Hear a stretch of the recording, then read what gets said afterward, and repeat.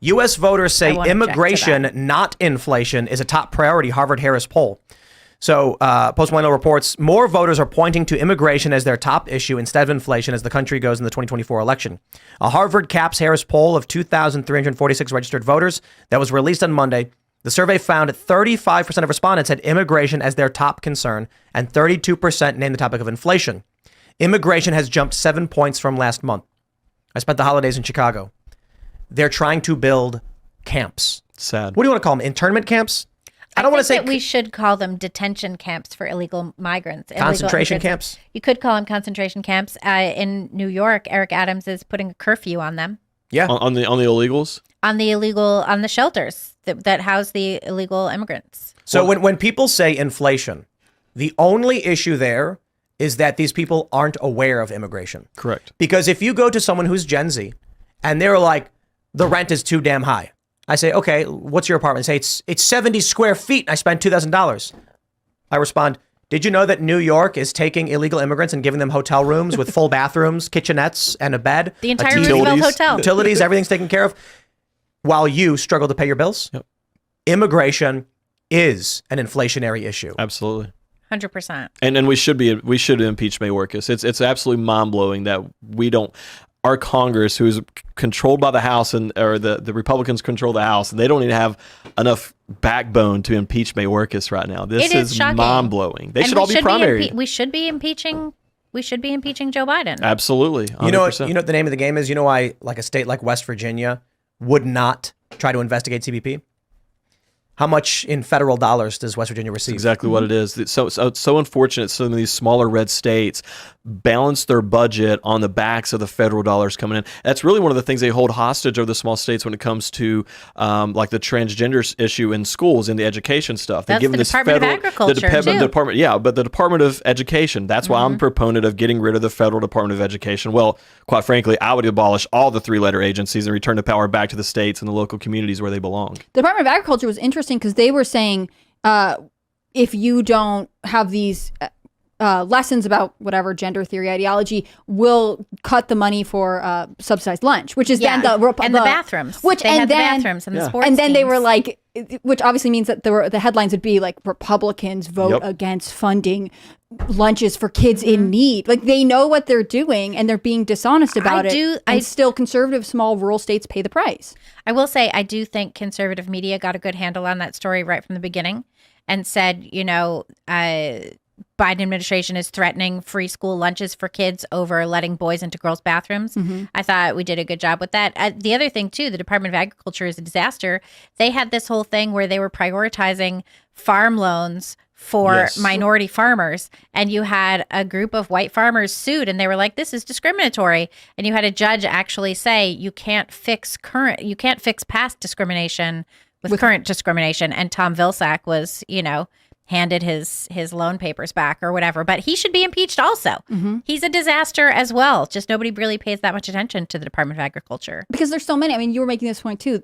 It has gotten so big that people don't realize that it's the Department of Agriculture that oversees school lunches. Or Right. You know what I mean? They don't always know what the scope of every agency is. And part of that is because we've had so many different agencies that have been reshuffled and reorganized that we can't keep track of it. And I'm sure they can't either, which is these agencies. Horrible. Abolish them. Not just defund them. Abolish these three-letter agencies. Return the power back to the states, back to the local communities, back to you and me and we the people. Because when it's at a localized level, there's accountability. There's no We have a bunch of unelected bureaucrats right now sitting in D.C., running our country behind the scenes with no accountability. And how many staff people just sitting there like ordering lunch every day? Just hanging out. Think about office life. Think how expensive office life is. There are bureaucrats like Toner crossing off the cartridges. calendar being like, I'm so much closer to my government pension, which, people need jobs, people need to work. I'm not criticizing them for that. It's just vacations. Ultimately, why is this job available at all? Well, no, my answer to most of these people is name one thing that the federal government does better than the private sector. Yeah, well, that's a good question, right? I can't name anything that the government does better than what the private sector would do. Yeah, I don't see that. Hold on.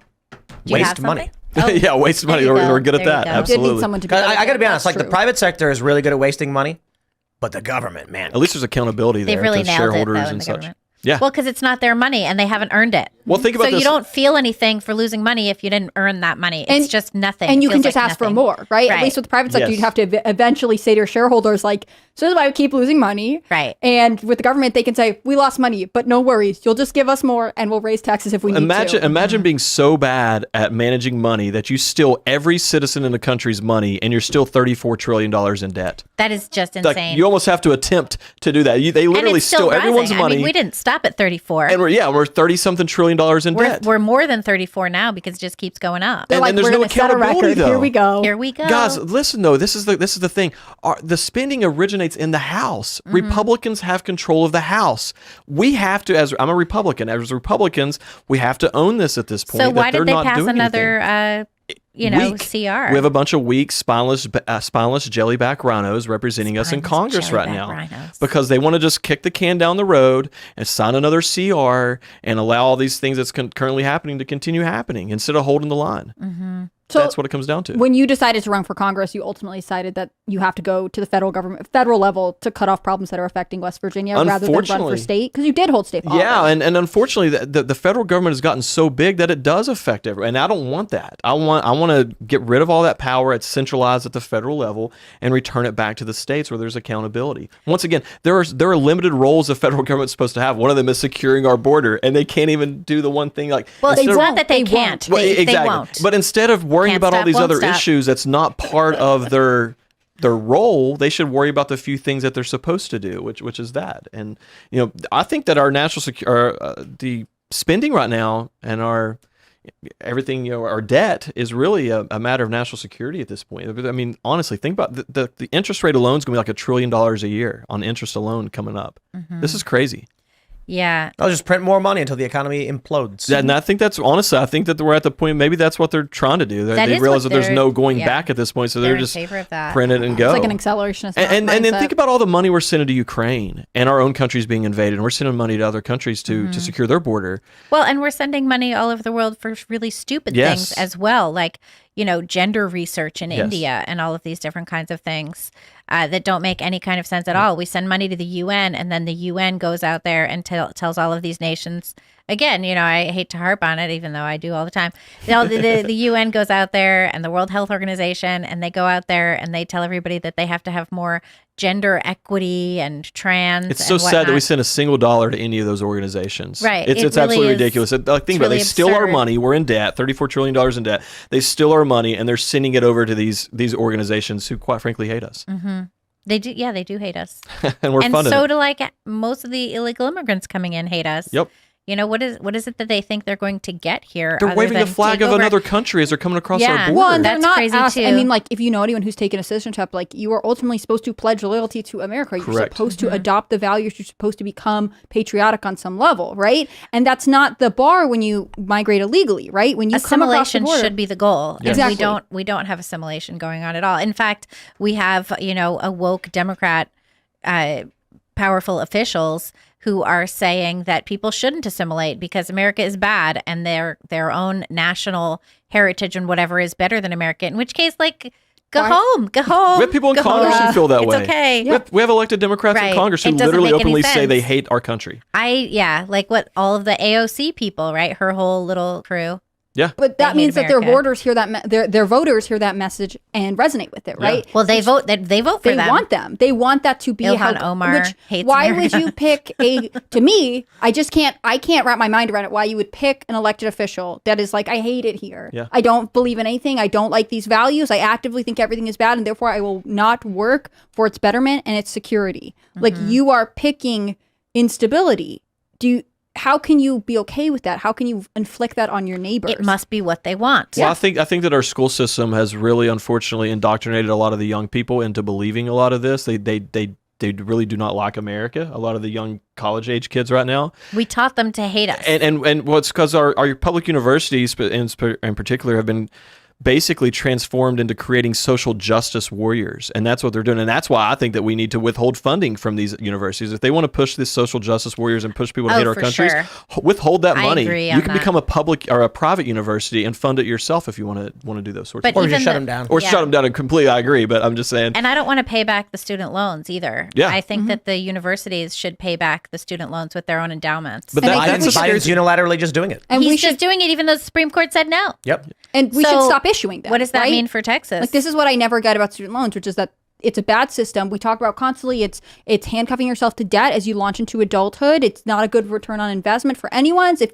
you were a small business as an 18-year-old saying, please give me money for this, can't get it. You wouldn't get it. And yet we're still like, well, it's okay. Biden's going to forgive them and then we'll just keep issuing them. So we pretend like we want to eradicate this problem, we being the federal government right now, by forgiving the debt, but also we're actually perpetuating the problem because we still give out student loans that we know are bad. It just makes no sense, and people are expected to say, like, I'm not going to use any sort of critical analysis to say this is a broken system that's meant to entrap me. Well, before I got into real estate, like I was a school teacher. That's kind of what I went to school for. What year did you teach? What year? What grade you mean? Yeah. I taught 4th grade and then I taught some 6th grade. Okay. But the thing is that's crazy about what's going on in our school system right now. It would be less scary for me if I thought these teachers were pushing this social justice stuff from a malicious standpoint. The scariest part about all of this is they've been indoctrinated into believing it's their role and their moral duty to overstep the parents and step in and push these issues. That's the scary part about this whole thing. And they learned all that in the grad schools that are funded by the federal government that we should shut down. Absolutely. That's the scary part, honestly.